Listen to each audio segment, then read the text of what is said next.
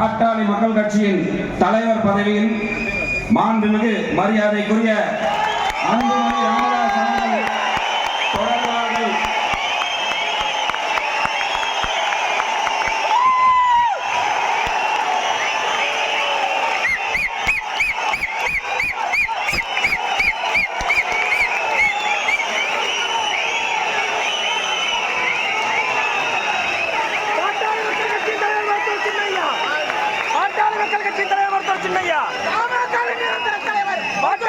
வணக்கத்தை தெரிவித்துக் கொண்டு பொதுக்குழு தீர்மானம் 1 பாட்டாளி மக்கள் கட்சியின் உள்கட்சி தேர்தலை நடத்த ஓராண்டு அவகாசம். தலைவர், பொதுச் செயலாளர், பொருளாளர் ஆகியோர் 2026 ஆகஸ்ட் வரை பதவியில் நீடிப்பார்கள். தமிழ்நாடு மற்றும்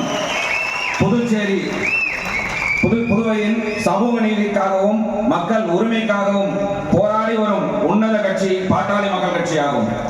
அரசியல் கட்சி தொடங்கியதின் நோக்கம் பதவிகளை அனுபவிப்பதுதான் என்ற இலக்கணத்திற்கு மாறாக பொதுமக்களுக்கு அவர்களின் உரிமையை வென்றெடுப்பதில் கொடுத்த நோக்கத்தை கொண்டு பாட்டாளி மக்கள் கட்சி செயல்பட்டு வருகிறது.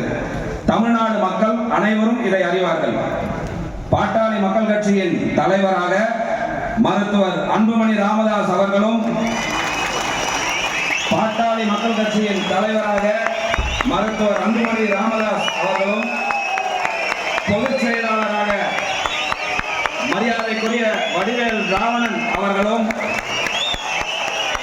பொதுச் செயலாளராக மரியாதைக்குரிய வடிவேல் ராவணன் அவர்களும், பொருளாளராக மரியாதைக்குரிய மா திலகபாமா அவர்களும், பொருளாளராக மா திலகபாமா அவர்களும் இப்பொதுக்குழுவால் முறைப்படி தேர்வு செய்யப்பட்டு பணியாற்றி வருகிறார்கள். அவர்களின் செயல்பாடுகள் மீது பாட்டாளி மக்கள் கட்சி முழு நம்பிக்கை கொண்டுள்ளது.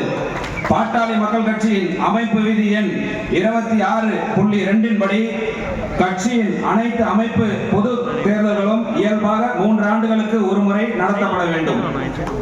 ஆனால் 2026 ஆண்டின் தொடக்கத்தில் தமிழ்நாடு சட்டமன்ற பேரவைக்கு சட்டமன்ற தேர்தல் எதிர்கொள்வதால் தான் நாம் அனைத்து நிலை நிர்வாகிகளும் சட்டமன்ற தேர்தலை எதிர்கொள்வதில் தான் தீவிரமாக செயல்பட வேண்டியிருக்கிறது என்பதால் பாட்டாளி மக்கள் கட்சி உட்கட்சி தேர்தலை உடனடியாக நடத்துவதற்கான வாய்ப்பு இல்லை.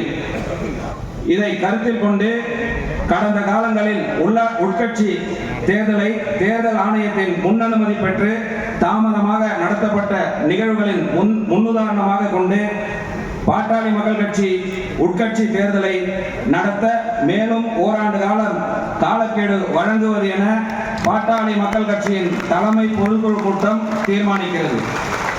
2026 ஆண்டு ஆகஸ்ட் மாதத்தில் உட்கட்சி தேர்தல் நடத்தப்படும் வரை பாட்டாளி மக்கள் கட்சியின் தலைவர் பதவியில் மாண்புமிகு மரியாதைக்குரிய